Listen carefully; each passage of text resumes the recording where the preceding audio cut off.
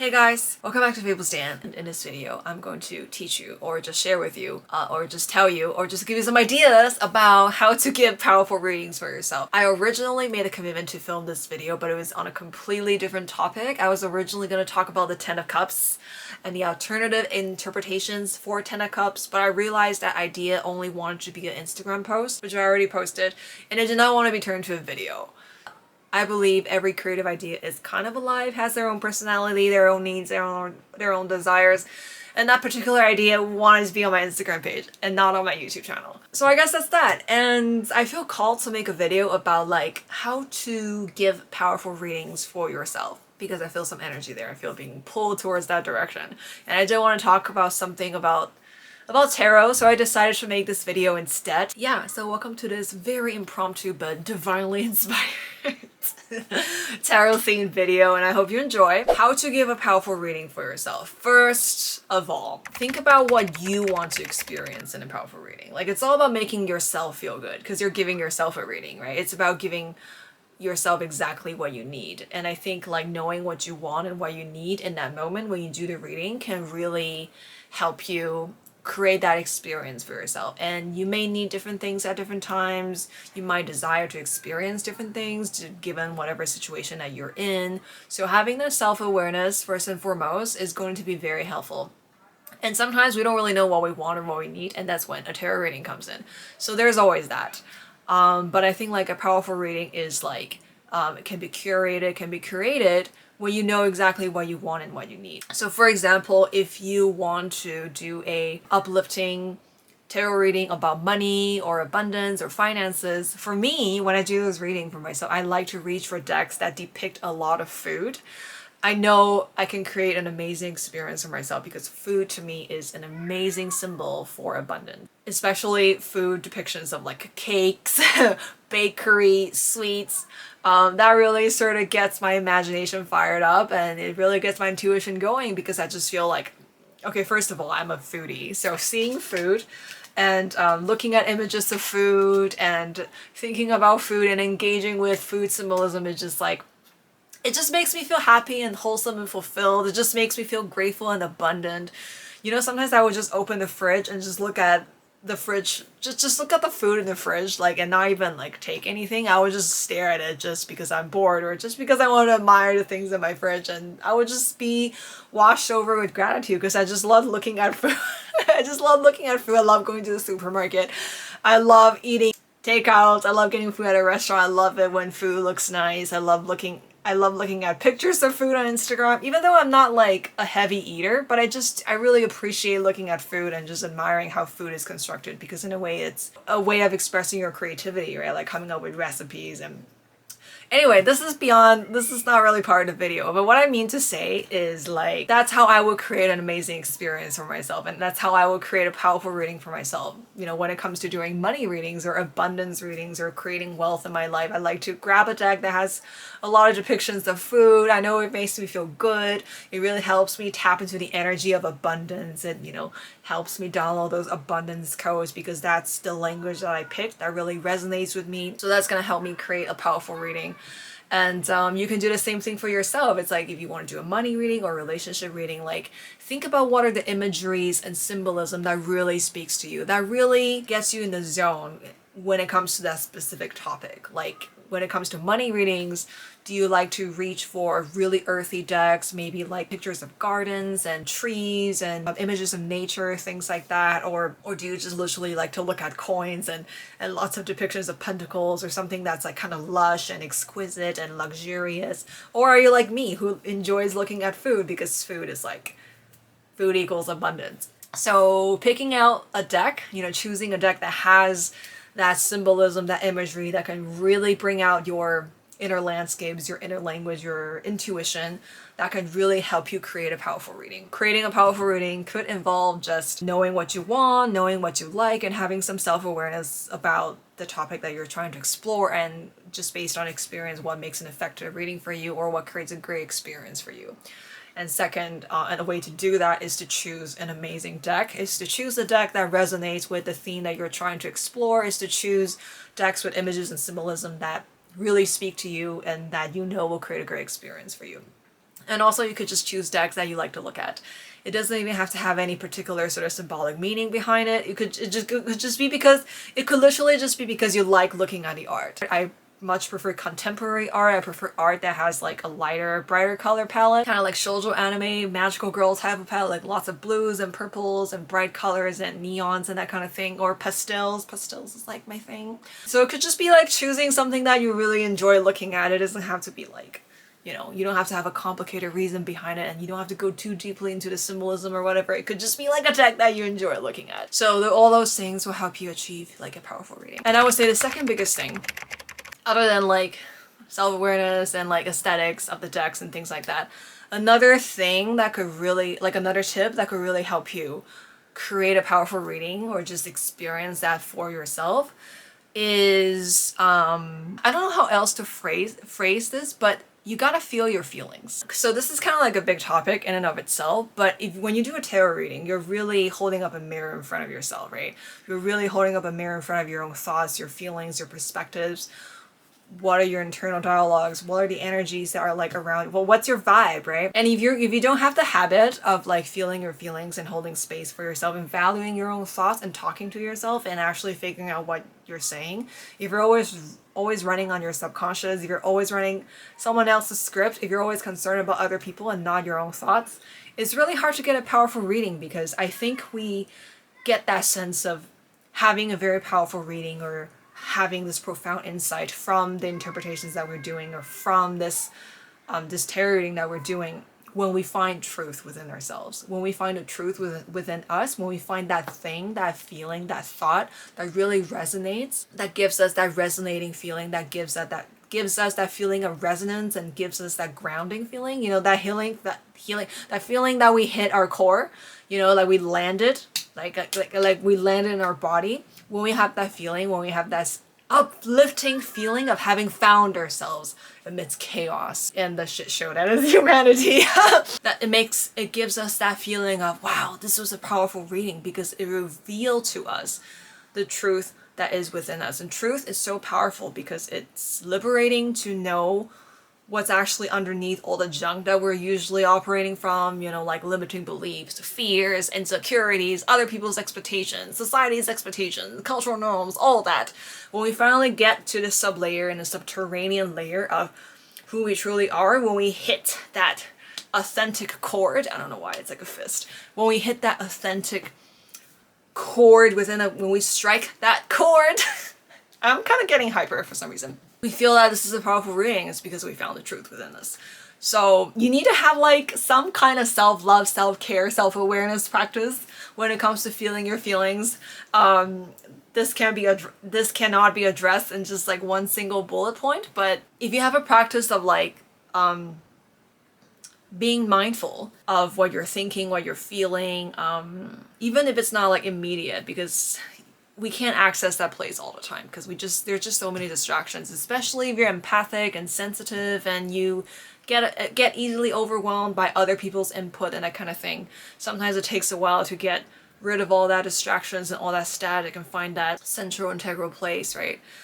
Which is why tarot readings can be also so powerful, because it gives us like a space in the mindset to kind of just like go to that place to find that truth within us. You kind of have to have a practice of feeling your feelings, like through journaling, or just through talking to yourself in a mirror, or talking to a friend, or just like have some kind of outlet for your thoughts and feelings, and just have some kind of practice where you really get to sit down with just sit quietly with them, or at least hold space for them in whatever capacity that you're capable of, or that you enjoy doing. Having like I guess like the tarot reading itself can be like part of the practice, right? It could be that practice that you have to get to the bottom of it, or to get to your inner truth or whatever. So that can be just in and of itself the practice, but it's like on top of that, it's like try to extend that to the rest of your lives. You know, you don't want to just be talking to yourself and trying to get to know yourself only during tarot readings, because that's kind of like not enough time. I think we should just be trying to understand ourselves all the time, because imagine like how are you giving up by not getting to know who you are and what your desires are and what your values are, because when you don't know yourself, other people run you. Like I've lived this, I've experienced this. I've suffered from it greatly. If you don't know who you are, if you don't know what your values are, if you don't spend the time to get to know yourself and listen to yourself, the world runs you. Because you don't know who you are. So how are you going to be yourself and communicate yourself and stand your ground if you don't even know who you are? So that's like a second point, and this point is kind of like a mega point, is to have like a mindfulness practice in any shape or form. And the tarot reading itself can really add to that, or can be part of that, or can be that. Maybe you do like a daily draw every day, or maybe you do like tarot journaling every day. Everything, all are good. I think those are all good things to do. But yeah, like having a mindfulness practice can really add to the oomph of your reading, because the more you know yourself, the more you know how to get there, get to that place of truth and core, the easier it is for you to kind of like find that light bulb moment, that's always revealed feeling, that powerful reading. Oh, I just had a powerful reading type of feeling. Okay, the third thing that you can do to have a powerful reading is the ambiance. For example, I really love drinking a cup of tea or a cup of bubble tea, sipping on a cup of bubble tea when I'm doing tarot readings, because bubble tea makes me happy, tea makes me happy. Drinking tea while doing tarot reading, which is another thing that makes me happy, makes me double happy. So combining things that make you happy while you do a tarot reading is cherry on top and just adds magic to the whole thing. Other than tea or your favorite beverage, you can play some mystical, witchy ambiance music. There's so many of those like cool soundtrack ambience type of playlists on YouTube or Spotify. You can access them all for free or play your favorite song. I personally tend to like to play soundtracks or instrumentals because I find lyrics distracting, you know, because I'm trying to dialogue with myself. Hearing lyrics from a song when I'm trying to do that is kind of distracting for me. So I like to listen to like soundtracks or instrumentals that don't have actual words. That really helps set the mood. It helps fire my intuition and get the reading going. And if you want to go all out, you can go just do the whole ritual. Go all witchy, light some candles, pull some crystals out, do a grid, light some incense. I know during big tarot readings and year-end rituals, that kind of thing, I always like to burn an incense. Not like the typical witchy herby incense, like the wood Buddhist incense, because I grew up Buddhist and Taoist. We have a lot of like those high quality wooden incense at home, and they just smell so good. Like when I go to like a bookstore or when I go to someone's house and they burn incense and it's like the Buddhist type of wooden incense, I'm just like, this is like my vibe. Like I love the smell of incense. Like I love like wood incense scented candles. Okay, anyway, that's not relevant. But yeah, so create an ambiance for your tarot reading can help you create a powerful atmosphere, which helps to give you a powerful reading in turn. And I don't think this one needs much explanation. I think you know exactly what you need. I give you some suggestions. You could also put out like a tarot cloth that has like symbols and colors and textures and vibes that help you get into the mood. You can invite your familiar, like your cat or your dog, to join your tarot reading. I know cats are usually pretty nosy. They will be like all up your business. Like they know when magic is happening. They know it when you're like doing some ritual and tarot stuff. They want to be involved. Yeah, so that's another way to create powerful readings and create powerful experiences for yourself. This tip is kind of 3.1, but I don't think this is for everyone.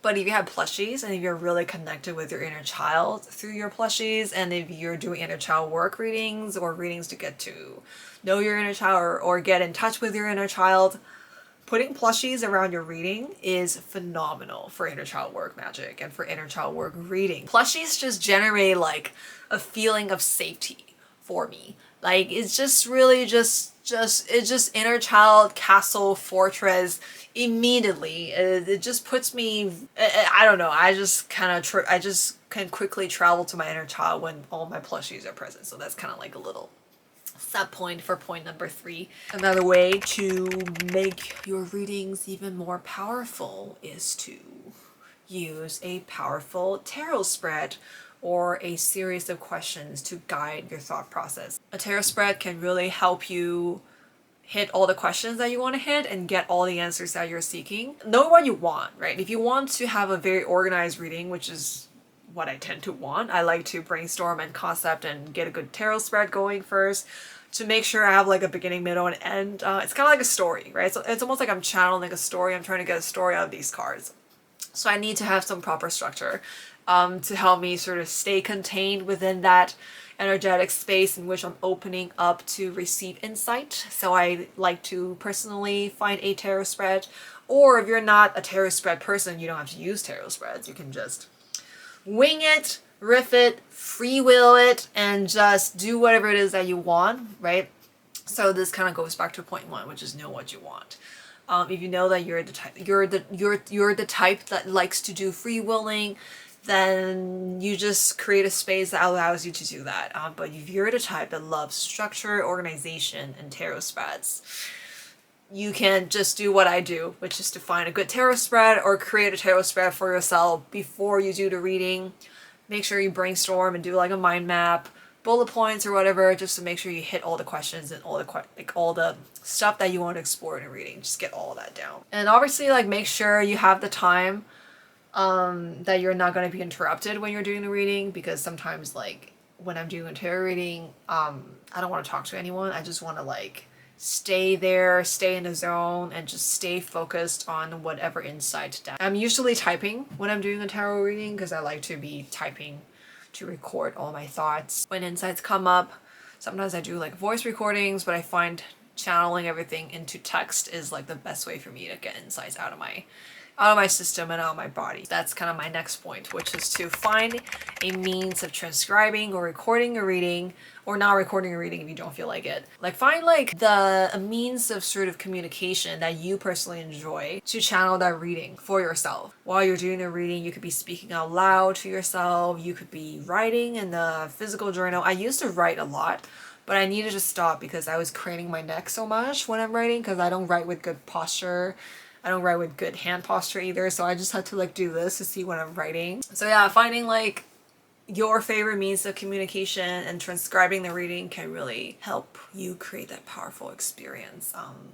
Because, you know, like, if you love words, and then you love tea, and then you love ambience, you love fantasy soundtracks, and then you love tarot, put everything together, boom, magic. Or you can even be drawing. You could do like an intuitive visualization board. So let's recap. Here are some of the powerful ingredients in which you can use in your amazing, powerful, magical tarot reading experience. Soup. Maybe it's not soup, it's cake. I don't know. First thing is self-awareness, knowing what you want, knowing what you need.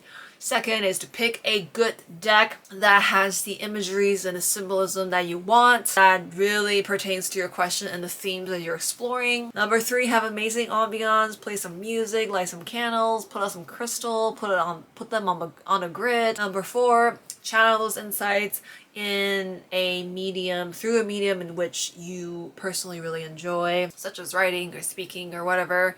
Also, cultivate mindfulness, have a mindfulness practice, because the more mindful you are, the quicker you can get to those insights and the quicker you can get to that aha moment, which is what defines a powerful reading. I think is that aha moment, that truth moment, that land in our body moment. So yeah, so many things you can do to create a powerful reading. What do you do to create powerful readings for yourself? Those are some of the things that I do, some of the things that I'm just channeling right now and sharing. But what do you do to create powerful readings for yourself? How do you define a powerful reading? Like, what's your definition of a powerful reading? Might be different from mine. I don't know. So make sure you share in the comments.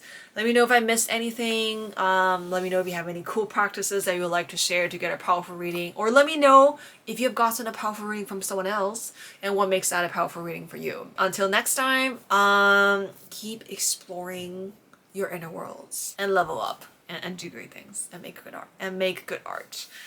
I can English today, but I managed. Okay, bye!